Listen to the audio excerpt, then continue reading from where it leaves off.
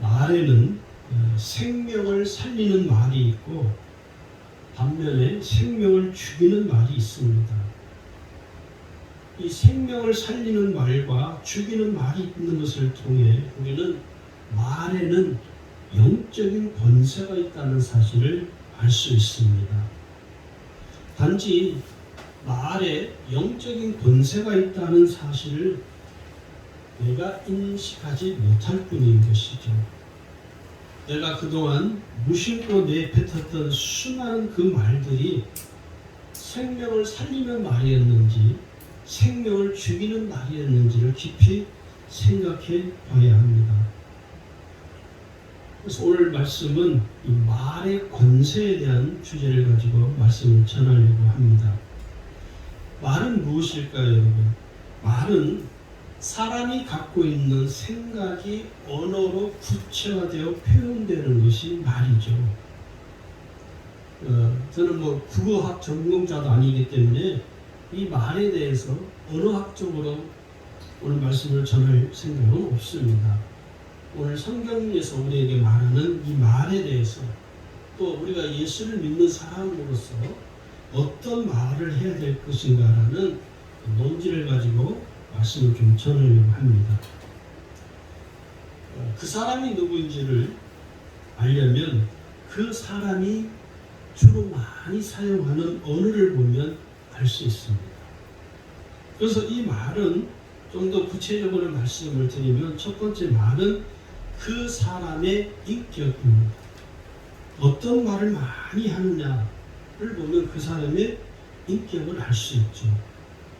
말이 거친 사람들은요, 인격이 향기롭지 못합니다. 그래서 사람들이 불쾌감을 느끼는 거죠. 그 사람의 말투를 들으면 기분이 나쁩니다. 그 사람이 하는 모든 말들은 듣기가 싫은 거예요. 왜요? 그 사람의 인격 때문에 그렇습니다. 우리가 일상 속에서 말을 할 때 늘 욕을 하는 사람들이 있죠. 인격이 좋은 사람으로 결코 보이지 않습니다. 말투가 거친 사람도 마찬가지죠. 이 말의 톤이 큰 사람들 있잖아요. 그런 분들은 대체로 좀 과격합니다. 그래서 사람들이 볼 때 별로 그 사람 그렇게 거친 언어와 거친 말투를 사용하는 사람들을 별로 좋아하지 않습니다. 병원에 있어 보니까요, 그런 사람들이 의외로 많더라고요. 막 목소리가 커지고 조금만 자기에게 자기가 불편하게 누가 하면 욕을 하고 거친 언어를 내뱉고 병원에 있어 보니까 일주일에요 몇 번씩 사람들이 싸우는 광경을 참 많이 보게 됩니다. 그 광경을 제가 볼 때마다 참 병원이라는 것은 환자고 간병인이고 보호자 할 것 없이 분노 조절 장애를 가지고 있는 분들처럼 엮여있는 거예요. 말이 너무 과격하고 말이 거친 거예요. 말은 그 사람의 인격이 있음을 우리가 잘 알아야 됩니다.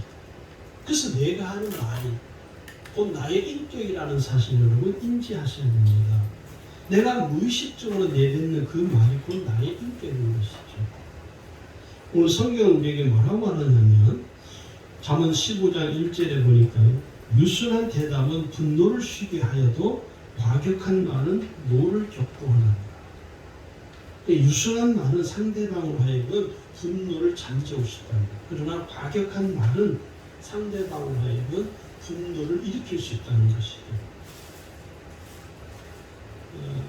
이런 표현을 좀 쓰고 싶은데, 쓰레기 같은 말을 쏟아내는 사람들이 말을 들으면요, 그 사람에게서 악취가 납니다. 반면에 오묘하고 겸손한 말을 하는 사람의 말을 들으면 그 사람에게서 향기가 납니다. 요즘 지방선거를 하고 있잖아요.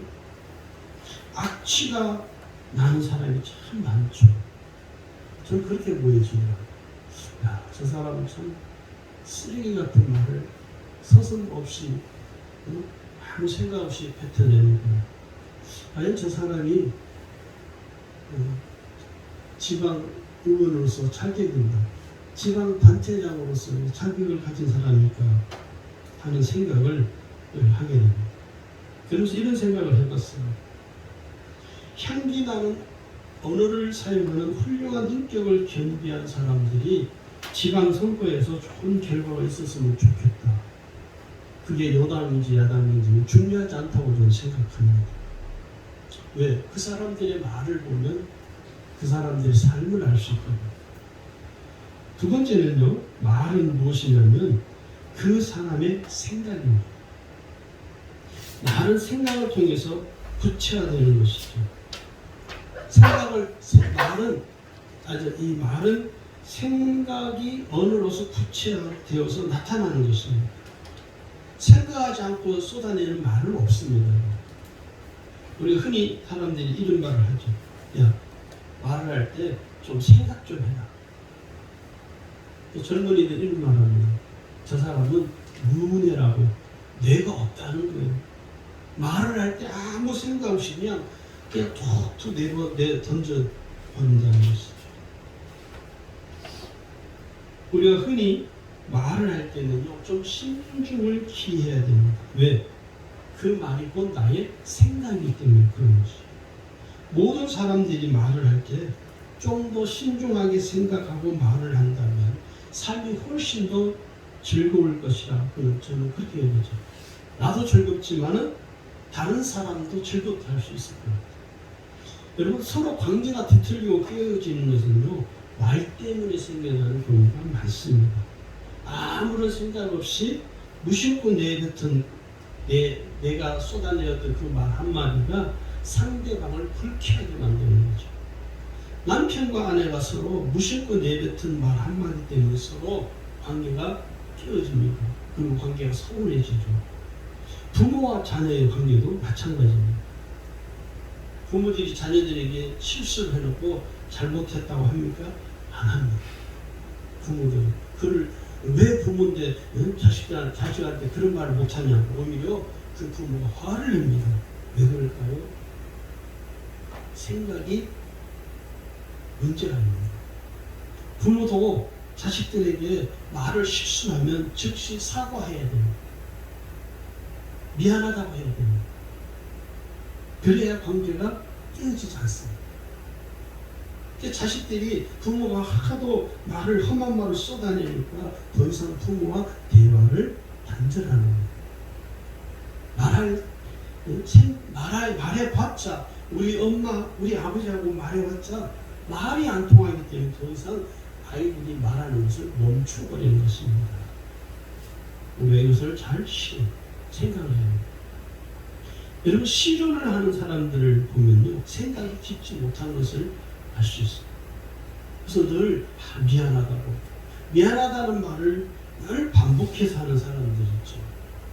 생각이 깊지 못하다는 거예요. 그러므로 말을 하기 전에 한 번 더 신중하게 생각해서 내가 이 말을 하면 상대방이 어떻게 반응을 할까 라고 우리가 생각을 하고 한다면 훨씬 더 우리의 말이 더 풍미가 있을 것이고,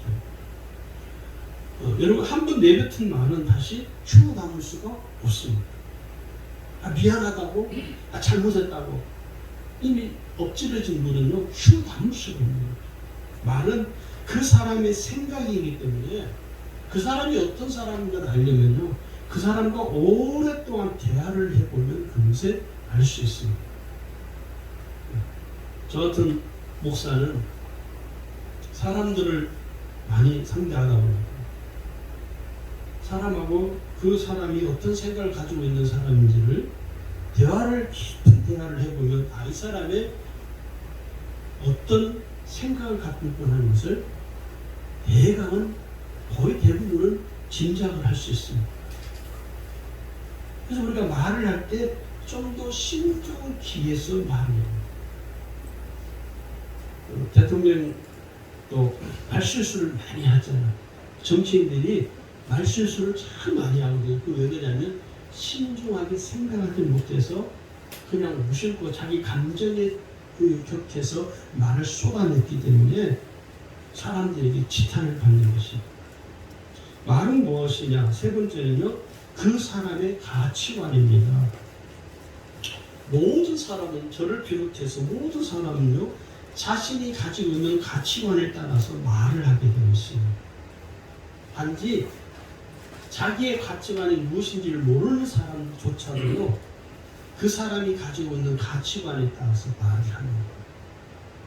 그래서 내가 어떤 가치관을 가지고 있느냐가 매우 중요합니다. 가치관을 다른 말로 세계관이라고도 말을 합니다.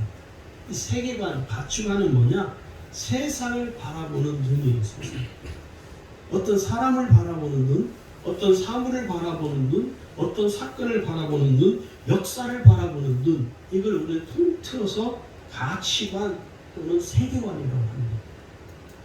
이 세계관이 분명하면요, 말이 구체적이에요. 그런 사람들 여러분 우리 주위에서 많이 보게 되죠. 말을 하는데 논리적이지 못합니다. 말을 하긴 하는데 듣는 사람이 무슨 말인지는 못 알아들어요. 그래서 이렇게 말하죠. 야, 너가 지금 말하고자 하는 핵심이 뭐냐? 핵심이. 그러면 그 사람 보고, 그러니까 잘 들어봐.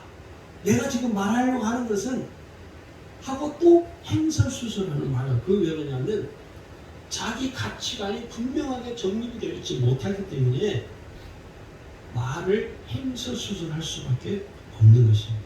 그래서 이 가치관이 왜 중요하냐면요. 가치관은 여러분 책을 통해서 학습이 되어집니다. 우리가 지금은 이제 초등학교라고 하죠. 우리 다닐 때는 국민학교였죠. 초등학교, 중학교, 고등학교, 또는 뭐 대학교 이런 배움의 과정들을 거치죠. 근데 우리가 잘못 인식하고 있는 게 뭐냐면 초등학교, 중학교, 고등학교 이 과정에서 배우는 것들은요 단지 좋은 대학을 가기 위한 공부라고 생각합니다. 아닙니다. 학습입니다. 가치관이 형성되어지는 것입니다. 초등학교 때 배웠던 그 배움의 과정, 중학교 때 배웠던 그 배움의 과정, 고등학교 때 배웠던 그 배움의 과정들이 내 삶의 가치관으로 습득이 되어지는 거예요. 또 이 가치관은 무엇으로 습득이 되냐면 삶으로 습득이 되어집니다. 삶 속에서 습득이 됩니다. 사회적인 여러 현상들을 보면서 자기의 가치관이 형성되어지기도 하고, 또 가치관이 형성되어지는 것은 여러 경로를 통해서 형성이 되어지는 것입니다. 그러면 우리가 나의 가치관에 따라서 말하는 이 말을 잘 생각해요. 내가 어떤 세계관을 가지고 있느냐, 내가 어떤 가치관을 가지고 있느냐에 따라서 나의 언어가 그 가치관에 의해서 표현되어지는 것이죠. 그래서 그 사람이 어떤 언어를 많이 사용하는지를 보면 그 사람의 세계관을, 그 사람의 가치관을 짐작할 수가 있습니다. 예를 들어서 이런 거죠.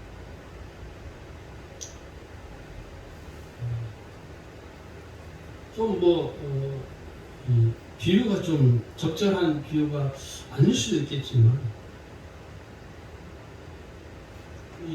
그 세계관이, 가치관이 지금 우리나라 같은 경우를 놓고 보면 남북이 대치되어 있잖아요. 남북한. 그죠? 그래서 그 보수, 우파라고도 이야기를 하죠. 보수와 우파는 조금 다르죠. 극우파, 아주 극렬한 극우파들은 모든 좌파들을 자기의 반대 진영에 있는 사람들을 뭘로 몰아가나요? 빨갱이로 몰아갑니다. 빨갱이. 그래서 그 사람이 하는 모든 말들은요, 그런 가치관이 이렇게 베이스에 깔려 있습니다. 그래서 누가 무슨 말을 해도 듣지 않습니다. 야, 너도 그러면 빨갱이냐? 이렇게 몰아가는 거예요. 왜요? 그 사람의 가치관. 이 가치관이 얼마나 중요한가를 우리가 잘 인지해야 됩니다. 아브라함은 여러분 어떤 가치관인지 아십니까? 유일신 신앙의 가치관을 갖고 있습니다. 그래서 하나님이 말씀하시는 것에 대해서 아브라함은 순종할 수 있었던 거예요. 그의 가치관. 그의 신앙의 가치관이 뭐냐? 유일신 신앙입니다. 오직 한 분이신 하나님만을 경외하는 신앙이었던 거예요. 그래서 그가 그 신앙의 근거에서, 그 가치관의 근거에서 하나님 말씀에 순종할 수 있었던 거예요. 노아도 마찬가지입니다. 노아는 사람들에게 말했습니다. 하나님이 물로 심판할 것이다. 그리고 방주를 예비했습니다. 노아가 사람들에게 미친놈이라고 소리를 들으면서도 포기하지 아니하고 했었던 그 베이스가 뭐냐? 유일신 신앙이라는 가치관이었어요. 그러니까 자기의 삶의 가치관이 무엇인지를 자신이 알 수 있어요. 자신이 주로 어떤 언어를 사용하는지를 자세히 보면 알 수 있습니다. 참 요즘 젊은이들을 보면서 제가 참 안타까운 게 뭐냐면, 그렇지 않은 청년들을 보면서 안타까운 게 뭐냐면 가치관이 없어요. 어떤 신앙적 가치관이라면 찾아볼 수가 없어요. 말하는 걸 잘 들어보면, 청년들, 젊은 애들 말하는 걸 옆에 잘 들어보면 무슨 이야기 하는 줄 아십니까? 전부 다 게임 이야기, 게임 이야기. 게임 무슨 이야기 나는 못 알아듣겠는데, 근데 속으로 들으면 참 안타깝다. 너의 인생이 참 하나님 너에게 기댈 게 아무것도 없구나 하는 것을 보는 거예요. 하나님 그런 사람에게 기대하겠습니까? 아니요.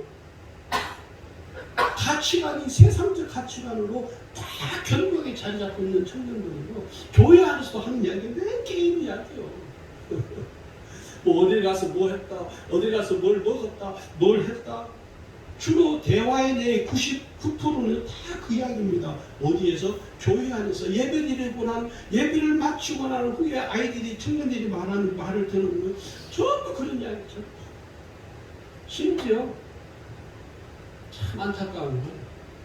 30대, 40대 젊은 목사들도 만나서 대화하는 이야기를 제가 들어보니까 무슨 이야기인지 아세요, 여러분? 다 그렇지 않았으면 좋겠다는 간절한 마음이죠. 그 목사, 젊은 목사들도 앉아서 하는 이야기가 뭔지 아세요? 게임 이야기요. 세상이 이렇게 타락해버렸어요. 그러니 교회가 교회다운 능력을 잃어버린 지가 오래됐습니다. 그래서 나이 먹은, 저처럼 나이 먹은 목사들이 개탄스러워하는 거예요. 젊은 목사들을 보면 희망이 없어 보입니다. 목사가 그런 말을 간단히 설교를 하지만은 만나면 게임 이야기하는데, 그 청년들이 배운 게, 들은 게 그것밖에 없는데, 이게 오늘 우리의 이 가치관의 혼란이 오늘 우리 그리스도인들은 더 세상 사람들에게 욕을 먹을 수밖에 없어요. 그 사람이 언어를 보면요, 그 사람이 어떤 가치관을 가지고 있는가를 우리가 잘 엿볼 수가 있다는 거예요. 자, 그러면 여러분 보세요. 말이란 어떻게 나타나는 것입니까? 말에는 여러분 선한 말과 악한 말이 있습니다. 말을 하는 사람이 상대방에게 거칠고 험한 말을 하게 되면 그 말의 결과는요, 악한 말로 돌아오게 됩니다. 반면에 말을 하는 사람이 상대방에게 온유한 말을 하게 되면 그 말의 결과는 선한 말로 나타나는 거죠. 똑같은 말인데 그 사람의 말투와 태도에 따라서 그 말이 선한 말이 되기도 하고 악한 말이 되기도 하고, 똑같은 말을 전달하는데 그 말의 결과가 악한 말이 될 수도 있고 선한 말이 될 수도 있다는 거예요. 잠언 16장 24절에 보니까 선한 말은 꿀송이 같아서 마음에 달고 뼈에 양약이 되는다. 선한 말은 꿀송이 같다는 거예요. 마음에 깊이 새겨지는 것이죠. 선한 말은 사람의 마음을 즐겁게 합니다. 아첨하는 말과 전혀 다른 겁니다, 여러분. 아첨하는 말이 아닙니다. 선한 말은요, 어떤 말이냐? 진실한 마음과 진실한 말을 하는 것이 선한 말. 그래서 이 진실한 마음이 담긴 선한 말은 듣는 이로 하여금 그 마음이 전달되기 때문에 마음이 감동이 되는 것입니다. 그래서 우리는요, 구원받은 그리스도인답게 할 수 있는 한 선한 말을 많이 하셔야 됩니다. 아첨하거나 거짓말을 말하는 것이 아닙니다. 없는 말을 꾸며서 하는 말을 말하는 게 아니고요, 진실된 마음과 진실된 말을 하는 것이 선한 말로 결과로 나타난다는 것입니다. 두 번째는요, 말이 어떻게 나타나냐면 인간관계에 큰 영향을 미치게 된다는 것이죠. 인간관계에서 여러분, 말은 매우 중요합니다. 우리가 인간관계에서 큰 어려움을 겪는 것은요, 말로 인해 생겨나는 문제들이 대부분입니다. 가정 안에서, 가족 간에 서로 소통하지 못하면 서로 말이 없어집니다. 여러분 가정 안에서 부부 간에 얼마나 많은 말을 하십니까? 혹시 여러분 가정에서 부부 간에 말을 서로 안 하고 있다면 문제가 있는 것이죠. 소통에 문제가 있는 거예요. 말이 서로 통하지 않는다는 뜻이거든요. 그러니까 서로 소통하지 않으면 어떻게 됩니까? 관계가 불편해져요. 직장 안에서 여러분 서로 소통하지 않으면 서로 불편한 관계가 되는 것이죠. 말은 인간관계에 크나큰 영향을 미치게 됩니다. 그러므로 서로 불편한 관계가 되지 않으려면 가정 안에서 가족 간에, 부부 간에, 부모와 자녀 간에 불편하고 어색한 관계가 되지 않으려면 어떻게 해야 되냐? 선한 말을 해야 돼요. 선한 말을 많이 하셔야 돼요. 그리고 진실한 마음을 담아서 진실한 말을 해야 됩니다. 세 번째, 말은 영적 권세가 있다고 합니다. 부정적인 말을 하는 사람은요, 삶 속에서 부정적인 영향을 받게 돼요. 그래서 결국 그 부정적인 영향을 받게 됨으로 인하여 부정적인 결과를 초래하게 되죠. 반면에 긍정적인 말을 하는 사람은요, 삶 속에서 긍정적인 영향을 받게 돼요. 그래서 긍정적인 결과를 얻게 됩니다. 우리가 아셔야 될 게, 내가 하는 모든 말들은 사라지지 않습니다. 단지 내 눈에 보이지 않기 때문에. 말은 없어지는 것이 아닙니다. 말은 살아서 움직이는 생명력이 있다는 사실을 여러분 꼭 아셔야 됩니다. 말에 영향을 주는 말이 있어요.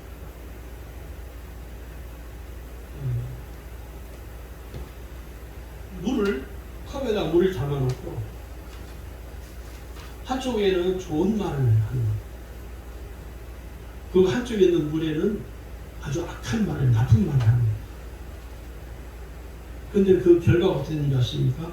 좋은 말을 하고 사랑한다, 고맙다, 이런 좋은 말을 한 이 물은요, 물의 결정체가 육각수가 나타나더라는 것입니다. 그런데 나쁘다고 말을 하고 욕을 한 이 물은 결정체가 완전히 형체가 뒤틀렸다는 것입니다. 이게 책으로도 나와 있어요. 오래됐습니다. 또 MBC에서도 몇 년 전이죠. 실제로 방영된 적도 있습니다. 밥을 2개를 퍼서 투명한 용기에다가 밥을 넣었어요. 그걸 이 밥에는 좋은 말을 하고, MBC 아나운서들이 매일 한 달 동안 좋은 말을 하고, 또 한 용기에 담겨있는 이 밥에는 아주 나쁜 말, 악한 말을 하는 거예요. 한 달 뒤에 결과를 보는데 놀라운 일이 일어났죠. 이 좋은 말을 들은 밥은 곰팡이가 피었는데 아주 아름답게 피어요. 저는 그걸 보고 곰팡이고 아름다운 곰팡이였다는 걸 그때 알았어요. 근데 악한 말을 하고 나쁜 말을 쏟아내는 이 밥은요, 곰팡이가 피었는데 완전히 형체가 일그러져 버렸어요. 무엇을 이야기하느냐? 말에는 생명력이 있다는 것입니다. 말에는 권세가 있다는 것입니다. 그래서 내가 쏟아내는 수많은 이 말들이 지구를, 이 우주를 떠돌아다니는 거예요. 내 주변. 그래서 말은요, 부메랑이 됩니다. 우리가 이것을 깨닫으면 우리의 말에 대해서 정말 조심 안 할 수밖에 없죠. 정태기 목사님이라고 저는 이분을 참 존경합니다. 지금은 은퇴를 하셔서 한신대 교수를 역임하셨던 목사님이신데 한국 교회에서도 아주 심리학, 상담 심리학에서는 아주 권위자이신데, 세계적인 권위자이신데, 이분의 감정이 있어요. 어린 시절부터 이분이 키가 아주 컸대요. 그래서 어느 날 동네 우물을 이렇게 지나가는데 그 우물에서 빨래를 하는 아줌마들이 지나가는 키 큰 정태기 어린이를 향하여 이렇게 말했더니 키만 멀때같이 커가지고, 그 한마디가 이 목사님의 결혼하기 전까지 아주 이 삶에 큰 영향을 끼쳐버려요. 자존감이 낮아지고 사람들 앞에 나서는 것을 시끄러게 돼요. 그 여자들 말 한마디, 키가 멀때같이 키만 커가지고 그 말 한마디가 이 목사님의 심령에 비수에 꽂혀버리는, 비수같이 꽂혀버리는 거예요. 그런데 이분이 미국에 유학을 가서 그곳에서 배우자를 만나서 결혼을 하였습니다. 그 배우자와 처음에 연애를 할 때 그런 거예요. 이 세상에서 당신이 가장 잘생겼습니다. 그 말 한마디에 어렸을 때 동네 아줌마들에게 들었던 키가 멀때같이 크기만 하다는 그 상처가 치유가 되어져요. 여러분, 사람의 말 한마디가 독이 되어 가슴에 비수같이 꽂히기도 하고요. 또한 그 말 한마디가 사람의 자존감을 높여주기도 합니다. 그래서 우리가 다른 사람들의 심령을 상하게 하는 말을 하지 말고 사랑의 말, 자존감을 높여주는 말을 하는 성도들이 되기를 주의 이름으로 축원합니다.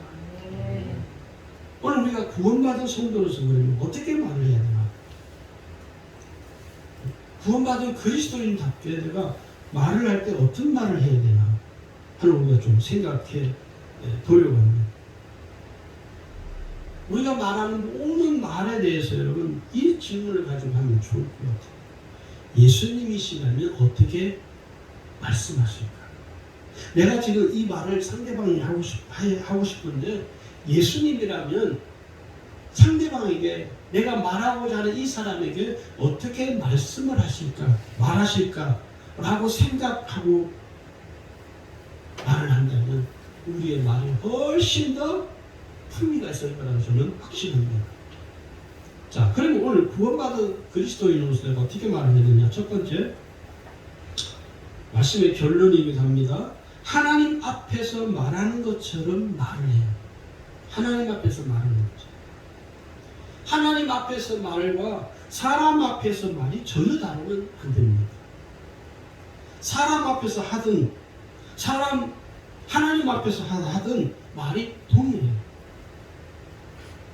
사람 뒤에서 비난하는 말이, 사람 뒤에서 비난하는 말이 가장 쓰레기 같은 말이에요. 다른 사람을 비난하는 것이 가장 쓰레기입니다. 악취가 나는 말이라는 거죠. 과연 하나님 앞에서도 다른 사람을 비난할 수 있을까요? 없습니다. 그래서 우리가 하는 모든 말이 하나님 앞에서 말하는 것처럼 말을 해야 한다는 것이죠. 왜요? 우리는 구원받은 그리스도인이기 때문에. 시편 139편 4절에 이렇게 말합니다. 여호와여, 내 혀의 말을 알지 못하시는 것이 하나도 없으십니다. 이 말은 무슨 말이에요? 하나님은 내 말을 다 듣고 계신다는 거예요. 내가 쏟아내는 수많은 말들을 하나님이 다 듣고 계세요. 다 듣고 계시다는 소리가 정말 깨달으시기를 주님으로 축원합니다. 하나님 내 말을 다 듣고 계세요. 그래서 사람을 뒤에서 험담하고 비난하는 이 쓰레기 같은 말들은 여러분 되도록이 아니라 침묵하시기를 바랍니다. 누가 혹시 다른 사람을 상대방이 험담하면 그 자리를 피하세요. 같이 앉아서 험담하고 비난하지 마시고. 왜? 하나님이 다 듣습니다.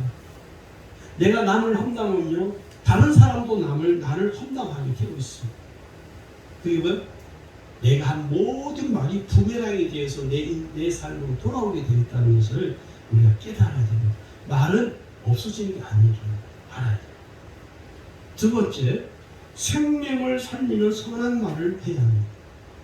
생명을 죽이는 말을 하지 말고 생명을 살리는 말을 해야 돼요. 사람들의 용기를 꺾는 말을 하지 마시고 사람들의 용기를 복돋아주는 말을 해야 돼요. 그래서 내가 하는 말이 사람을 살리는 말인지 죽이는 말인지 우리가 항상 주의해야 돼요. 사람들에게 상처 주는 말을 하지 말고 선한 말을 하도록 애써야 돼요. 오늘 잠언 16장 24절에 말씀하죠. 선한 말은 꿀송이 같아요.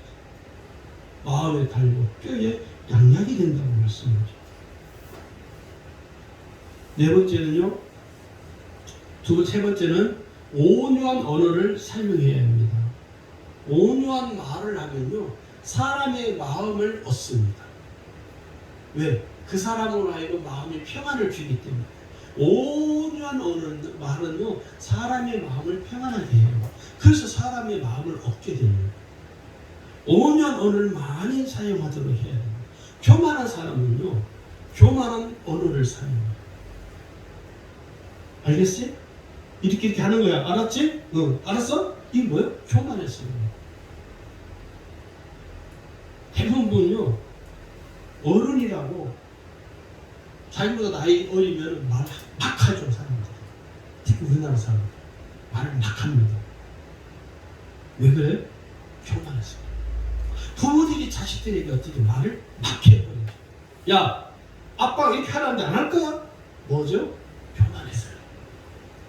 성경이 뭐라고 하니까 아이들, 자녀들의 마음을 어떻게 해요?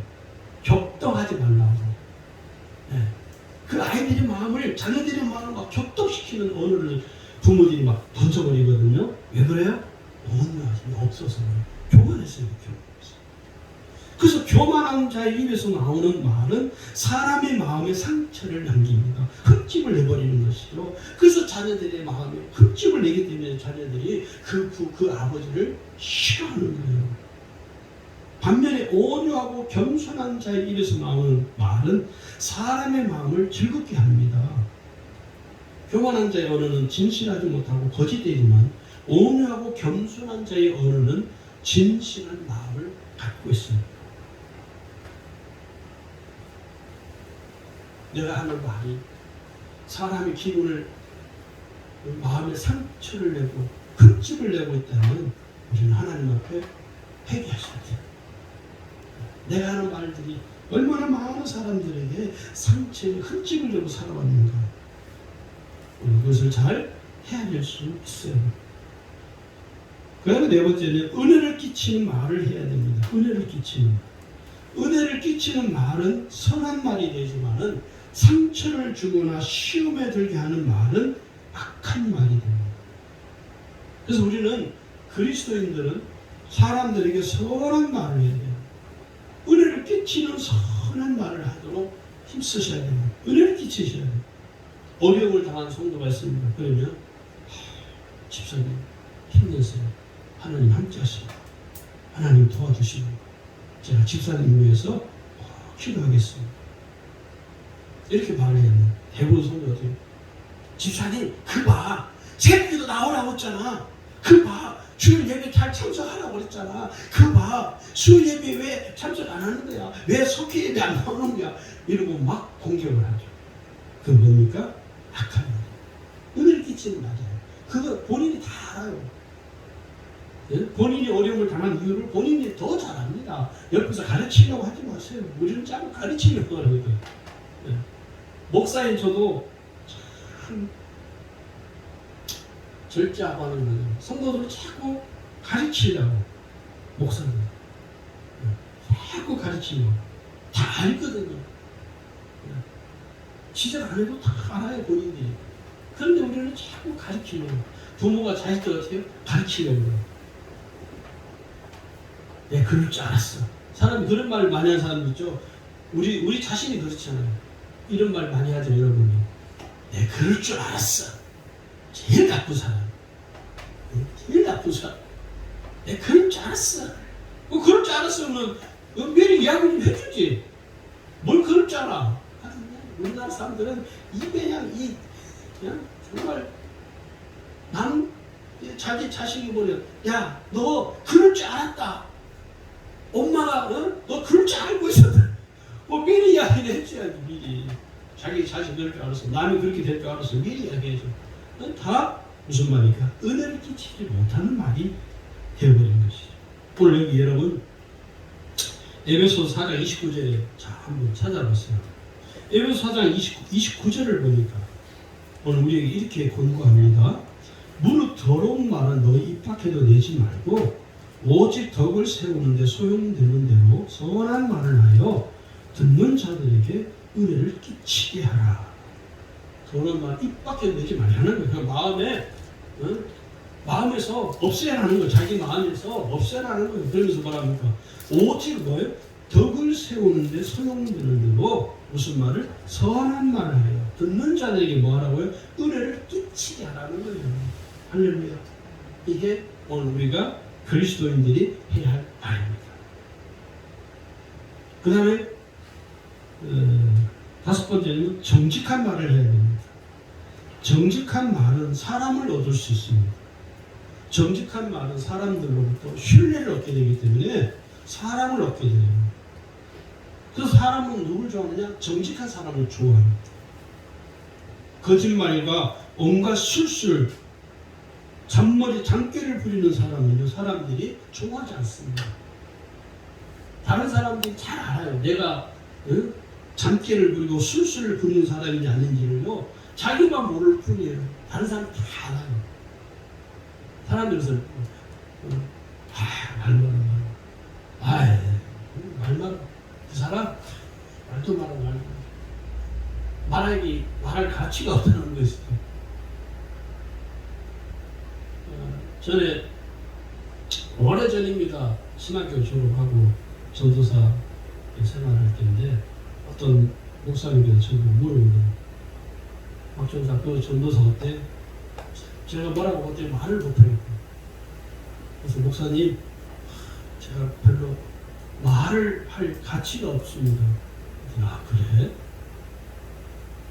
여러분 정직한 말을 하도록 우리가 예를 써야 됩니다. 여기 잠언 12장 6절에 보니까 악인의 말은 사람을 엿보아 피를 흘리지 않은 것이 있거니와 정직한 자의 입은 사람을 구원하는, 정직한 자의 말은 입은 사람을 구원한다.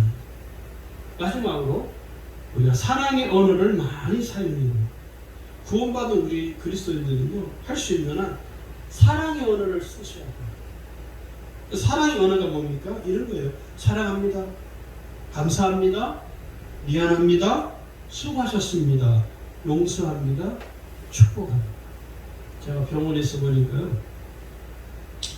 매일 아침 일찍 새벽에 출근을 하셔서 아침마다 병실에 하루에 2번씩 이렇게 청소를 하시는 분이 계셔요. 제가 그분을 이렇게 볼 때마다 그분이 병실에서 쓰레기통도 비우고 그러면 꼭 우리 사모님 둘이서 꼭 이 이야기를 꼭 합니다. 감사합니다. 수고하십니다. 그분이 병실을 저희가 옮겼는데 보호자들이 쓰는 보조 침대라기보다도 보조 이렇게 긴 의자가 있어요. 잠도자는 일명으로 보조 간이 침대라고 부르더라고요. 딱 누우면 딱 폭이 딱 요만합니다. 움직일 수도 없어요. 몸부림치는 사람 자다가 떨어지거든요. 저는 아직까지 떨어진 적이 없어요. 딱 요만합니다, 진짜. 길이도 한 150밖에 안 돼요. 제 키보다 작아요. 발이 톡 튀어나와요. 그리고 높낮이 어떤지 아세요? 요 정도밖에 안 돼요.